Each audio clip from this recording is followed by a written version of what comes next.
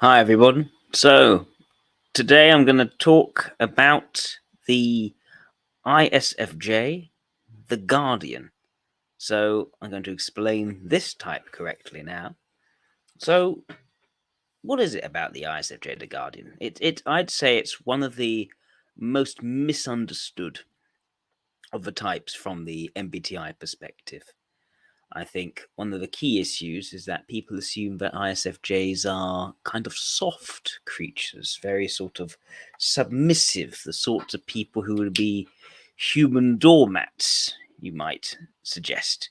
Which doesn't make a lot of sense given that even in the Myers Briggs, they can often be called the Guardian. Well, I think the word the Guardian is actually a very insightful name that is often given to the ISFJ because it points out that no, they are not doormats at all. They're actually quite rough and tough types, if anything. So I like to begin just by reiterating what I've said before, that when it comes to the introverted types, Myers-Briggs type indicator has gotten it hopelessly wrong in setting out that the judging types, they are judging because they have extroverted rationality as one of their two top functions. No, this makes no sense. I've talked about this in J versus P, if you would watch that video. No, the ISFJ I'm talking about is actually the one which has as its ego block FI plus SE. I would say this is the correct ISFJ because its leading function is, or dominant function is feeling, right? A judging function in the dominant position is what I believe should make something a judging type. So, on that basis, what can we say about the ISFJ, which has FI plus SE in its ego block, the ego block being what it brings to the world, essentially? Well, FI plus SE, when put together, as I said, is not soft. It's kind of tough. It is about discernment of character and the establishment of boundaries to protect against those of bad character and to be able to defend those whom you feel close to. In this way, the word guardian is very apt to the nature of the ISFJ. A social guardian, someone who is fiercely loyal towards those they are close to and very assertive and even aggressive towards those they see as threats. So we start with the dominant function, introverted feeling. So introverted feeling is about that personal assessment and attitude formation. So ISFJs, these are types who are very inclined towards judgment of character in individuals. And based on their judgment of character in individuals, they form very close, quite tight relationships. They are very relationship driven. Now, they're very good at quite quickly getting a sense of a person. And the idea is that they don't easily change their mind once they've gotten that view of a person. Um, at the same time, they are highly loyal towards those people whose character they have read to have been one that they feel is worthwhile being especially close to. And they're very good at moving to establish intimacy with such people and making it very clear in their actions where they stand with such people.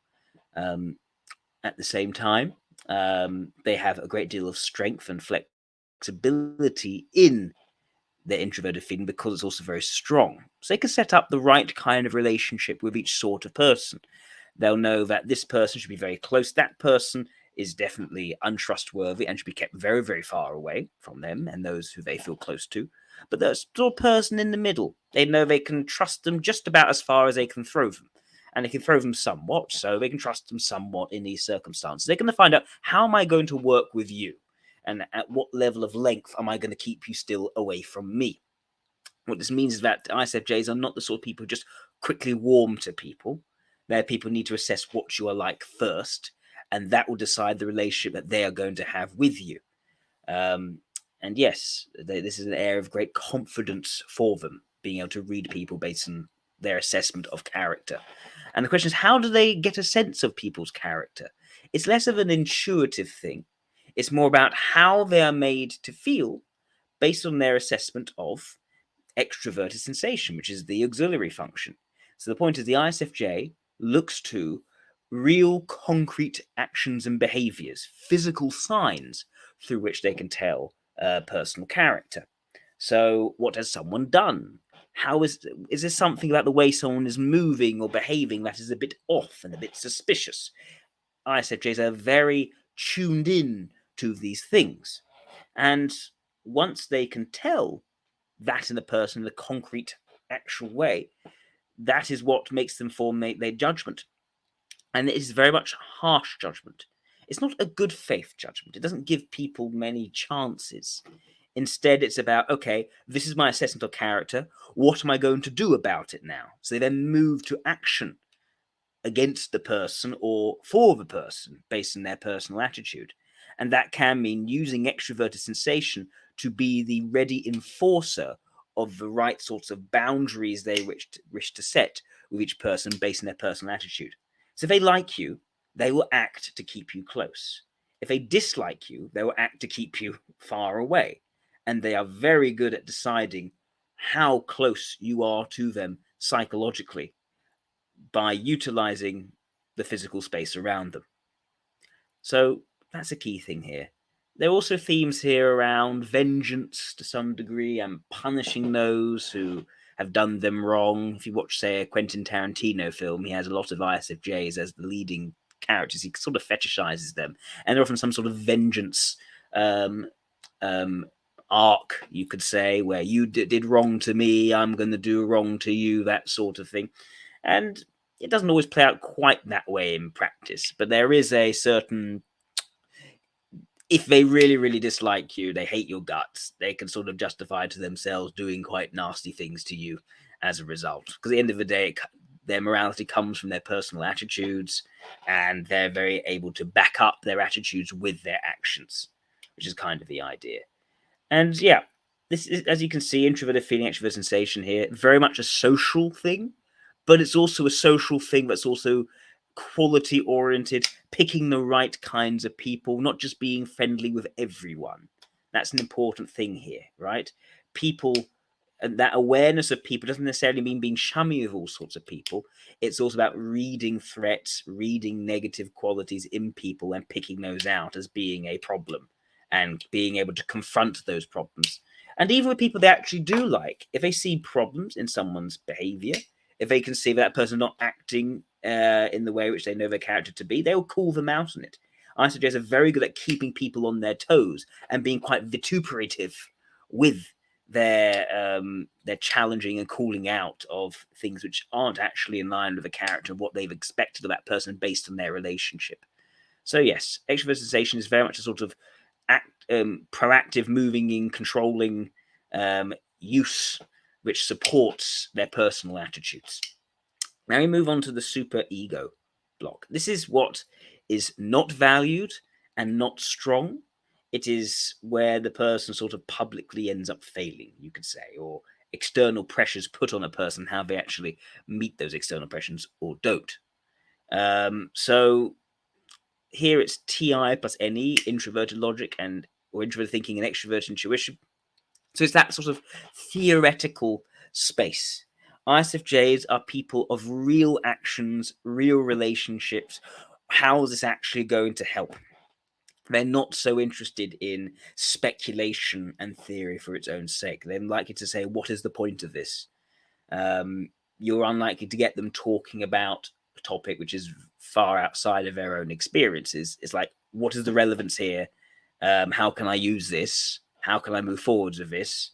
And often they may be quite distrusting of such speculative theory. First of all, you have the role function, which is introverted thinking. So this is where ISFJs are more adaptable. Often you'll find that they may turn to utilizing introverted thinking quite a lot, especially in terms of rule enforcement. There's often quite a few ISFJs actually end up as judges or even in the police force, and they'll be utilizing introverted thinking quite a bit. This is due to social expectation. This isn't a or external expectation. It's not based on them actually liking introverted thinking. It's that they know what their personal attitudes are, and those will come first. But in an environment they have to come up with a decision which actually is justifiable in some way, they need to turn to rules and consistency and fairness to some degree, or usually the rules that already exist. It's quite a conservative approach. It's not them coming up with their own structures and methodologies per se. And the reason they do this is not because it's satisfying, but because they lack that extroverted thinking to come up with pragmatic reasoning themselves.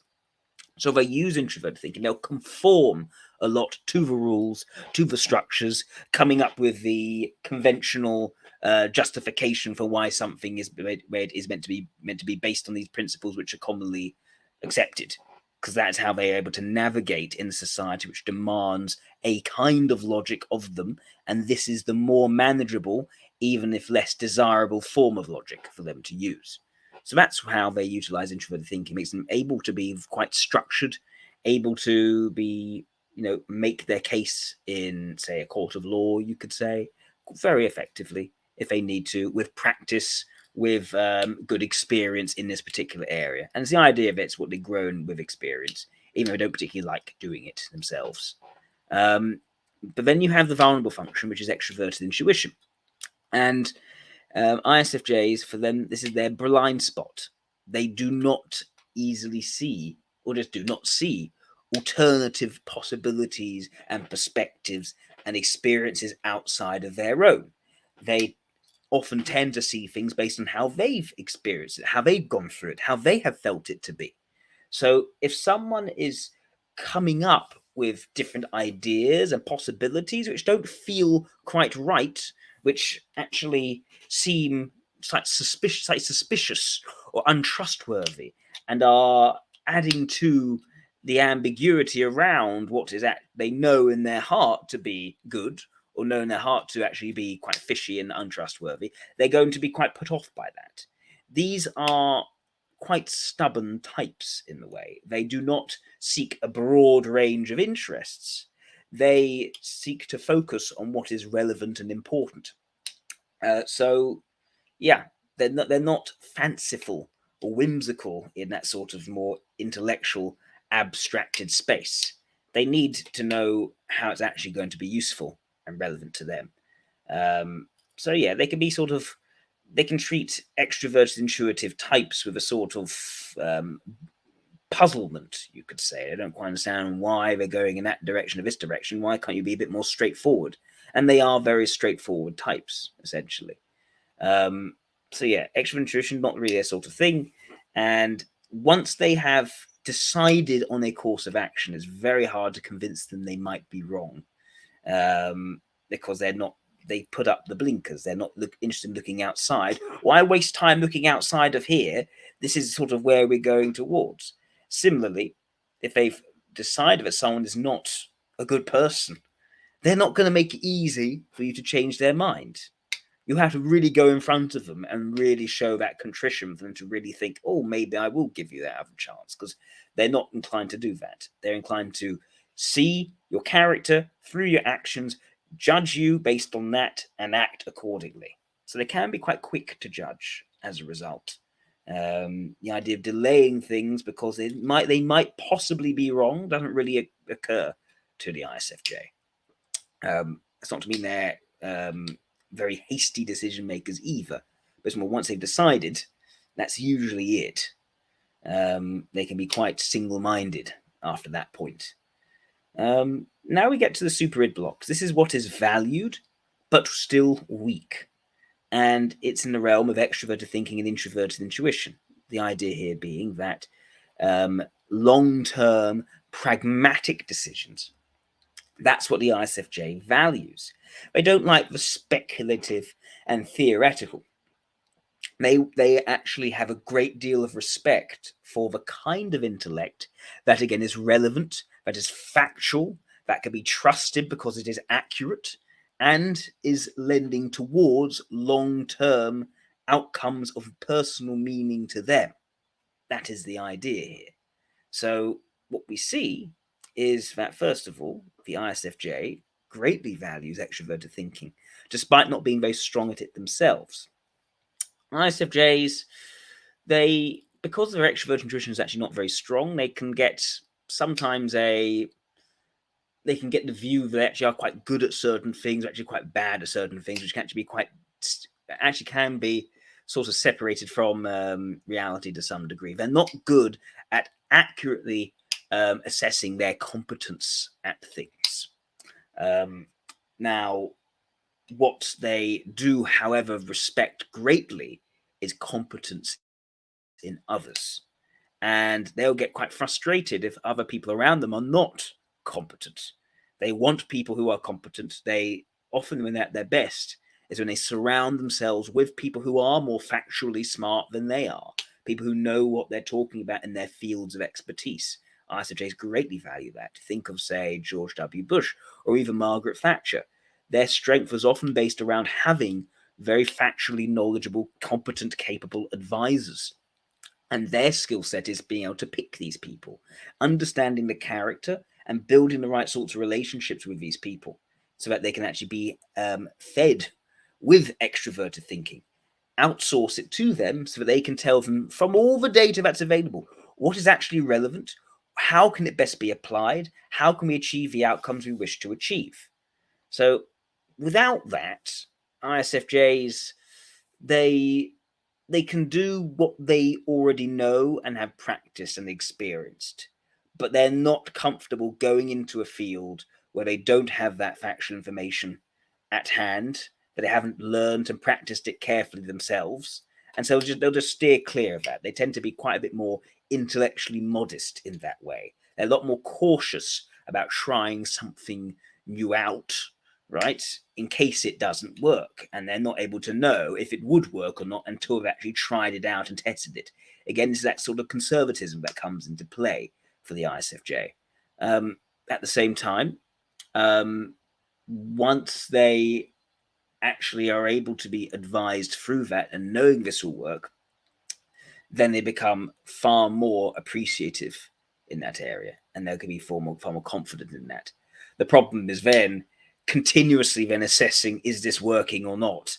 And that's the problem with them. They're not good at then checking and seeing, is it still working? Because they knew it was working from before, but is it working now? Unless they have that factual expertise and advice, often they can't necessarily tell, and that can lead to problems later down the line. Now, what the ISFJ now, what you'll find is that without extroverted thinking, ISFJs get caught up in that sort of more structural, rigid law-based thinking. But what they really want is that dynamic flow of advice and facts. And usually the one thing that can change an ISFJ's mind is someone who knows their stuff factually, who presents the evidence in front of them after having managed to get them to give them the time to show them the factual evidence. Then an ISFJ can actually change their mind. They're more able to change their mind than, say, an ISTJ for this very reason. And there is a certain logical humility in the ISFJ around this, although it's not nearly as obvious as you'll find with, say, an INFJ, which we'll cover in future videos. Because, again, they're not so open-minded. They are changeable based on factual evidence, but they don't give enough chances, usually, because extrovert intuition is their vulnerable function. Next, you have the mobilizing function, introverted intuition. So this is what the ISFJ grows towards, that sense of not just, what relationships work here and now, but what relationships work for the long term. ISFJs are interested in, essentially, who are the people they're going to be spending the rest of their lives with. And in this, they're very happy to limit the possibilities by finding those most meaningful relationships. ISFJs aren't looking to be friends with everyone. They're looking to be friends with those particular few that they find are really top characters who they have a very special bond with. At the same time, ISFJs like to belong and join in with something bigger and greater than themselves. This is an important calling for them, that they actually find something which works on a grander scale than just their day-to-day experiences. It's not speculating, it's not considering all the different possibilities and leaving all sorts of options open. No, this is about finding a lifelong commitment. ISFJs grow to feel committed to something which extends far beyond just them, but which makes them feel part of that thing that is going ahead, essentially. So you'll find many ISFJs have a calling. I was speaking to one ISFJ recently who joined the military for that very sort of reason. That is their line of growth, to find the transcendent calling, you can say. Some ISFJs can develop quite a spiritual side to them. They may get interested in things like tarot card readings or things like that of a sort of more esoteric basis. Again, it's not just the result of idle speculation. They actually think this grants personal meaning to them in their lives, and that's why they're likely to do it. Or I've known of examples such as, say,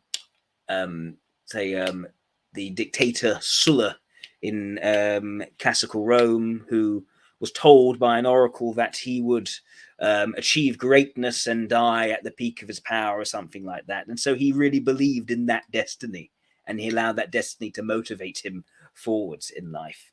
So, yeah, introverted intuition is a big deal for ISFJs. The main thing is, once they find that vision, they are not looking outside of the vision. They have their blinkers up usually, and they're very one-track minded past that point. Right, finally, we come to the id block. The id block is what is not valued, but it is strong. So, yeah, this is the area of positive, friendly, comforting emotionality, right? Pleasantness in the day-to-day, having fun, chilling out, right? So, again, strong at this, but don't actually value this. And there are two main approaches here. You've got the ignoring function, which is the one which is used as little as possible, basically, and that is extroverted feeling. So out of all the sensing feeling types, which I like to call the socialites, the ISFJ is the least warm.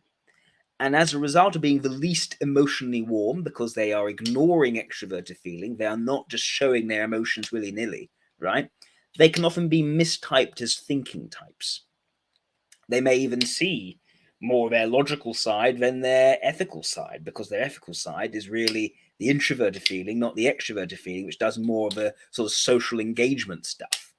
So, yeah, ISFJs are frequently mistyped as thinkers, partly because of this lack of extroverted feeling, which means they're not expressing those warm, cuddly emotions of everyone, and can actually be quite cold and distant to people before they actually get to know them. Of course, once they get to know them, they'll be very firm, fast friends, like fiercely loyal. But also, because as I said before about extroverted sensation and the creative function, makes them tough, makes them sort of people who really will hunt you down and gut you if you've really done wrong to them and their loved ones. So that's also quite tough. And this idea that thinkers are the tough-minded ones and feelers are the warm-hearted ones, it doesn't work when it comes to the ISFJ. They are warm-hearted on the inside. They're not going to show that to you. Why would they show that vulnerability to you? Do they know you? Do they trust you with that? Not probably no. At the same time, they are very, very tough and can keep it up. So, yeah, these often ISFJs get mistyped as ESTJs, or ISTJs. Margaret Thatcher is a good example of an ISFJ who's often mistyped in ESTJ, even though her extroverted thinking was very much outsourced, and her introverted feeling was how she could tell who she could trust, who she couldn't, and that's how she navigated, her way as a prime minister through her relationships. But anyway, extroverted feeling, that sort of the lack of it, the restriction of extroverted feeling makes them quite outwardly quite cold people, but they do warm once they get to know you. But yeah, they are usually quite expressionless, and in their eyes, they're trying to discern: can I trust you? Can I not trust you? What is this about? What are you doing? What is your nature under that sort of facade you're trying to show me? They're distrustful of people who can also just show and try to flatter. Often it's the case, like, what is this? I don't, this is not real. This is not genuine. I want the genuineness.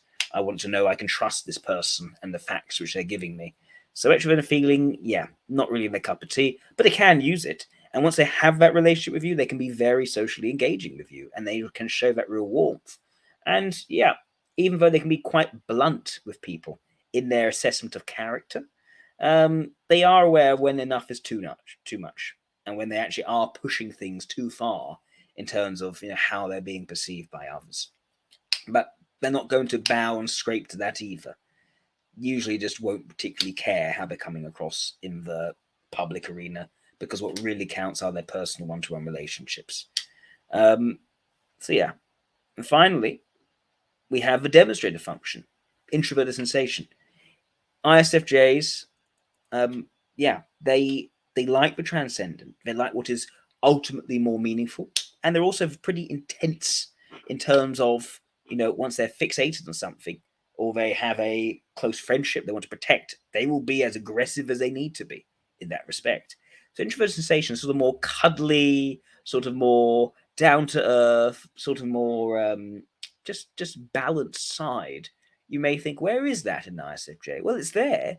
It's continuously in the background, but it is shaped under their extroverted sensation. So these are types which are very steely, which have that sort of firmness to them. And the introverted sensation is the groundedness which enables them to truly stand their ground, to remain fixed in their position once they've decided on it. And they are very grounded, very down to earth people.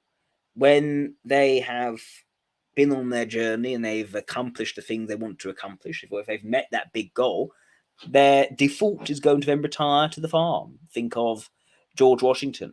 Think of Scipio Africanus or the old Cincinnatus. Of this idea of going back to your roots, not losing touch with your roots, is something which ISFJs do then default to. Once the things which they really value, the high stakes, high reward of the big picture calling, is not actually being satisfied. And they have one amazing eye for detail. They can be very scrutinizing in terms of, is this thing out? Is that thing out? Often they can mean that they can sometimes judge competence by looking too much at the details rather than the big picture, because they're more confident in this area. But it's very much a default go-to area. And what they really want is that sense of the long-term, bigger picture fulfillment. But yeah, I think even Margaret Thatcher, right? This is someone who was the prime minister of a country. She still cleaned up in her house because she just had that that orientation towards the smaller, finer details around her. And she was very, very meticulous, even forensic in her review of what people were doing. So yeah, that's introverted sensation demonstrated function. If you want to learn more about the types, please email me, worldsocionics@hotmail.com. I have my course, which is available to all, as long as you're willing to pay enough of the fee. It's in modules, so you don't have to pay so much all at once. Pay what you're comfortable with, and you'll get the module that matches. Yeah, this will be a good way for you to learn the theory more in depth, to be able to learn and apply this in your relationships with others. Worth considering. Anyway, thank you for tuning in, everyone. Bye-bye.